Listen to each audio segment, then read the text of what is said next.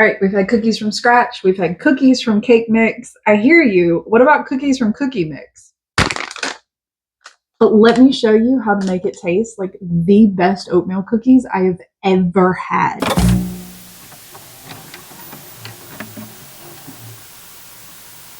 All right, guys, we are back with day 3 of the 12 days of treats. Today we're using a Betty Crocker oatmeal cookie mix.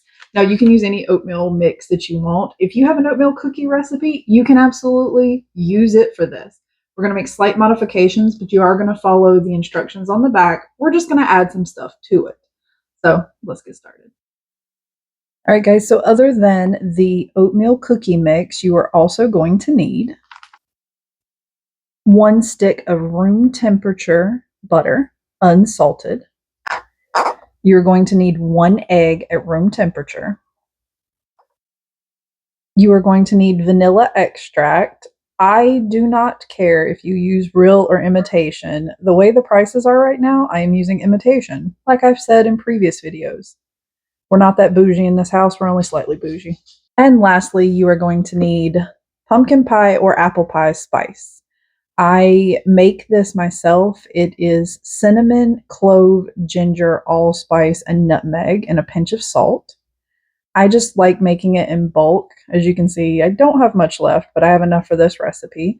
You can also use store-bought pumpkin pie or apple pie spice. I just like the addition of the clove in there because it really does add to the cookie. So no stand mixer for this one. We're just going to use a bowl and a spatula. So the first thing that I am going to do is probably not what the instructions on the box say.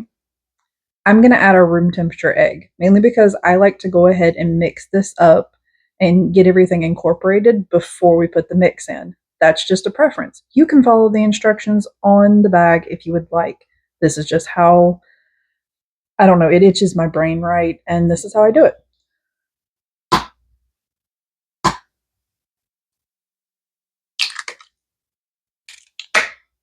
Don't do that.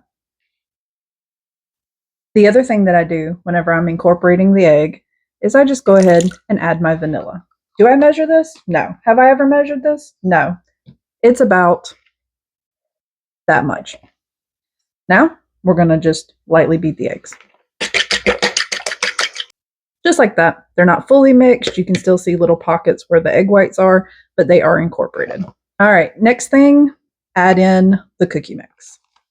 I add this in a little bit at a time so that way I can incorporate everything so that way it kind of blends a little smoother.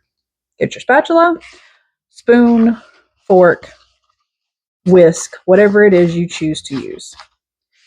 I'm using the spatula mainly because I have better control over it. Or at least I think I do. All right, egg is incorporated. Now, the butter.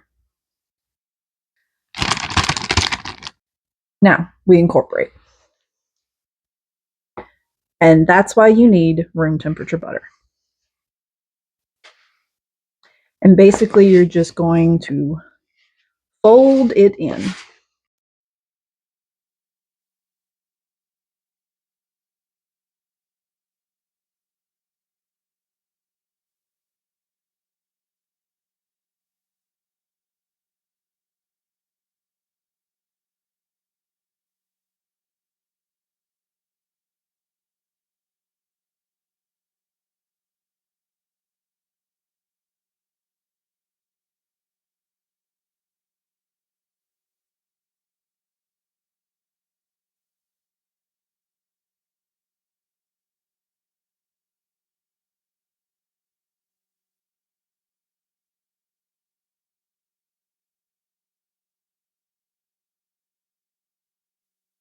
All right, once it's pulling away from the sides like that, we're going to pop it in the fridge and go ahead and grease up our cookie sheet.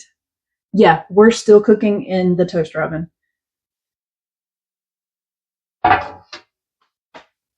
We're still fighting. It's fine. It's fine. It's fine.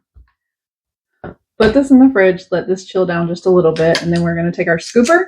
You're going to spray your pan, and they're going to go in the oven. 350 degrees for 11 to 13 minutes. It's the package instructions, and they do work the best. depending on your oven. Mine will do it in just about 11, 12 minutes.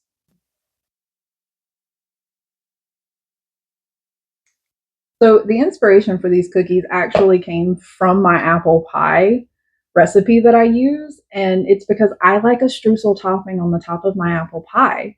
So I thought, why can't I take my favorite part of that apple pie, with the exception of the apples, and turn it into a cookie?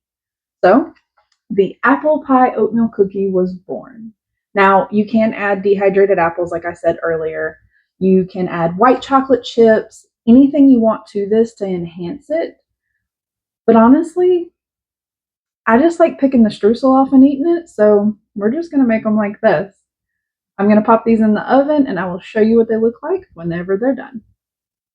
All right, guys, so 12 minutes later and a little bit of time to cool, our apple pie cookies are done. Now, I will tell you, I like mine a little bit smaller. If I'm making these to like take to work or take somewhere, I usually use a cupcake scoop versus a cookie scoop. So that way they are a lot bigger. Or you can just do 2 scoops of a cookie scoop.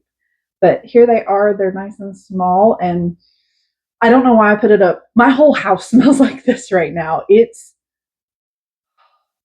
just screams the holidays. Cinnamon and clove and nutmeg and ginger, that's a holiday smell to me. And this is a quintessential holiday cookie to me.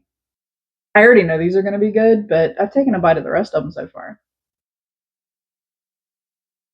Mm. Mm. Mm-hmm. Basically, just make these. That's all I got for you. Mm. If you need me, I'll be right here finishing my cookies. Also, these are best when they're still warm, so they don't make it to your holiday gathering. Oops. Nobody will know you made them. It'll be fine. I'm just going to finish this one. All right, guys, that is day 3 of our treats. What do we think? Are you going to put this into the rotation, or is this a pass for you? I really hope it's something you're going to put in your rotation, because this is a staple cookie in my house now. It doesn't matter what time of year it is. I've made these in the middle of summer. I made them for fall, and now I'm making them again for the holidays over the winter. Are you going to add these into your mix of treats that you're going to make? I'm going to eat another one. I've already finished that one. I'm going to have another one. That's just all there is to it. Now, you see that I only made 6. I did put the leftovers in the fridge. They will keep there for at least a week or so. Honestly, they're not going to last that long in my fridge.